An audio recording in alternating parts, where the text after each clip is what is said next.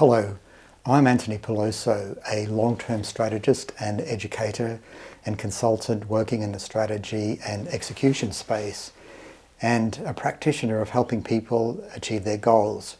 I'm also the creator of Strategy in Action, Building Blocks for Strategic Success. And I'm constantly fascinated by what motivates people, how they make decisions, how they form attitudes and opinions about things, and how that impacts their interactions with others, and how that leads ultimately to success and at times, sadly, failure. So here's a visual of me prattling, as I so often do, about this concept of attitude formation, so the three-component model of attitude formation. And I have this visual here to remind me that no matter where I am and no matter what I'm doing, and exactly the same goes for you, people are forming opinions, they're using their thoughts, their feelings, their intention to do something or not to do something, and taking into context the context of where they are. And if you look closely in this visual, here's my model I'm about to show you, my three-component model of attitude formation. And I recently had an interaction that was just so interesting and made me think about this in an even more interesting and impactful way. And I'll get to that in just a moment.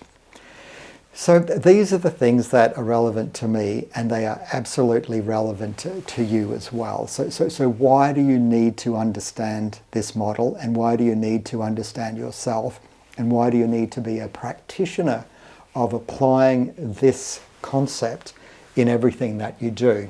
So important to understand ourselves. It's important to help you understand others and what motivates and inspires them. And understand the covariances, because remember, this is just you and a didactic situation, but there's so many other things going on around those individuals, teams, organizations, etc. So it's about understanding the complexities without losing the sight of the immediacy of what's happening.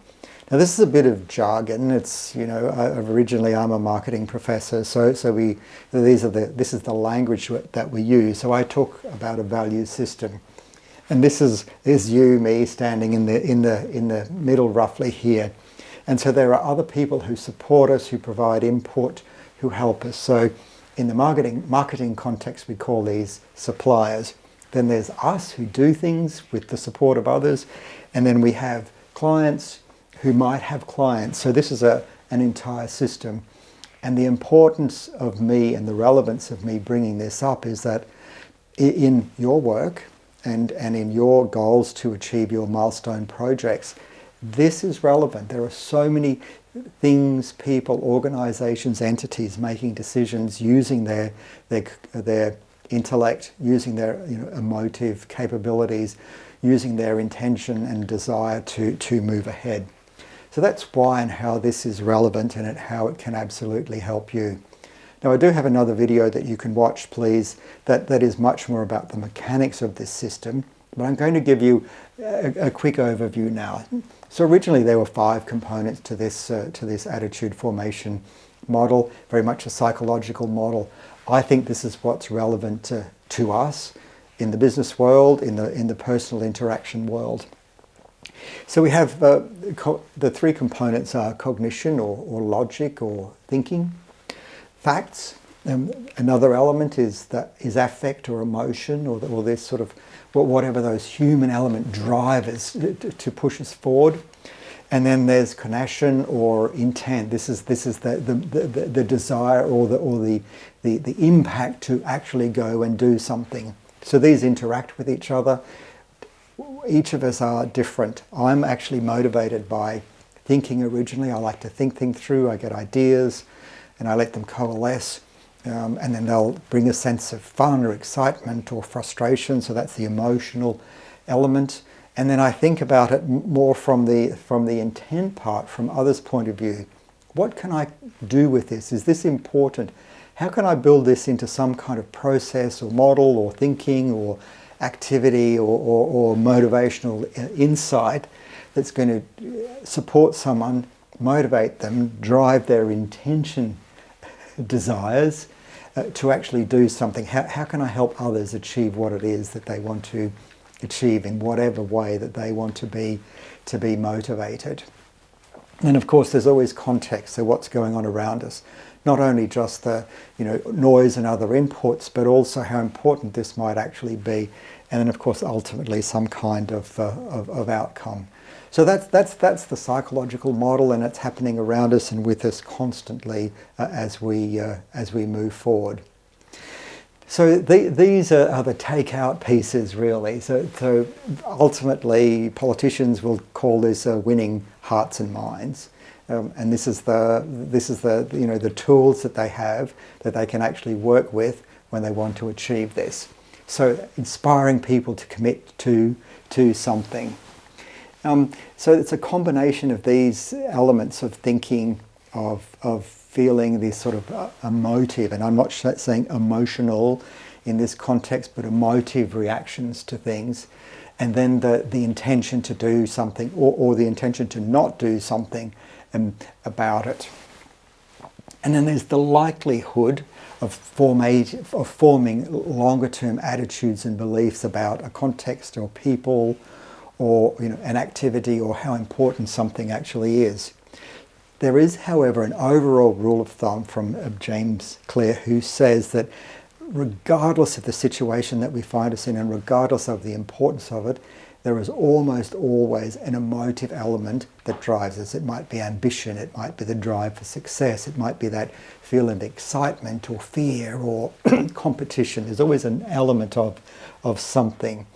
So in other words, I think it's important that we always have in mind this system and be thinking about our own selves. So how are we approaching this particular moment or context? How are others approaching this? Which of these tools is most important to me now to use, and what do we think that those around us are thinking or feeling, and how can we actually understand that and interpret that and work with that?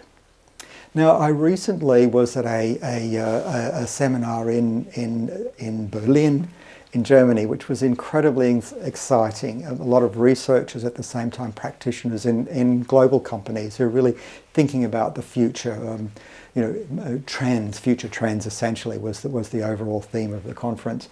And I met this wonderful person, Rosie Vedimar Lauras, and she and I started to talk about this field, and we started to talk about our favourite researcher and practitioner, Albert Bandura. Now, he's the person who studies motivation. He studies internal and external motivation and the way that we develop our thoughts and feelings and the way that we build on those and we make things happen in our lives.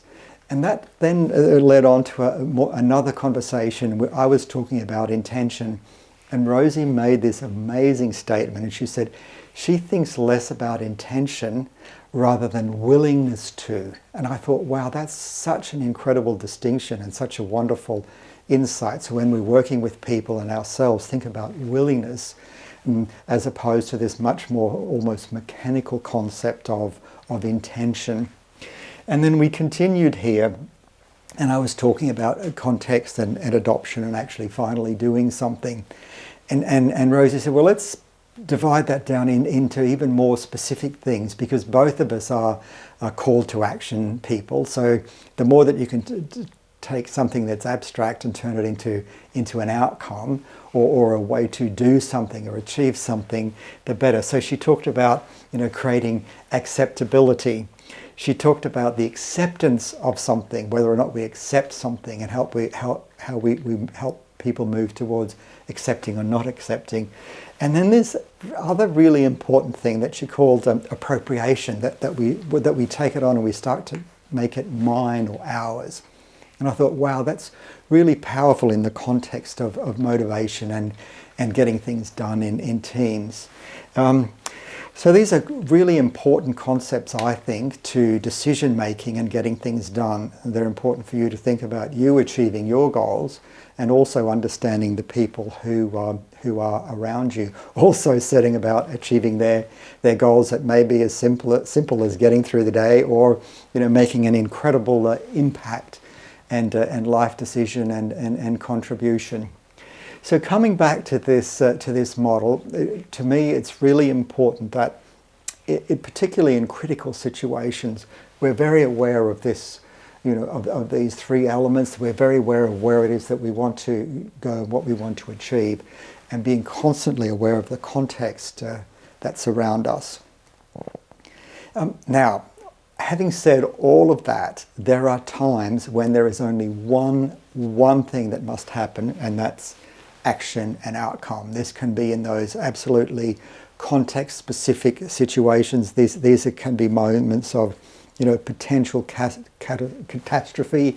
These can be in organisations when we're facing a really critical and challenging moment or decision, and a leader or you or people in the system really need to make a call and get it done.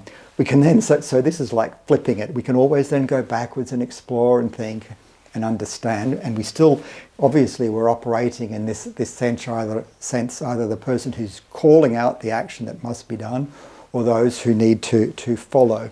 But this one then can become an absolute imperative. So I'm not discounting that in any sense. So ultimately, I think that this is really about decisions, and a call to action. So I really hope that that's of some use to you, and I want you to really think about this. And please go and look at my other videos and processes in these building blocks for strategic success.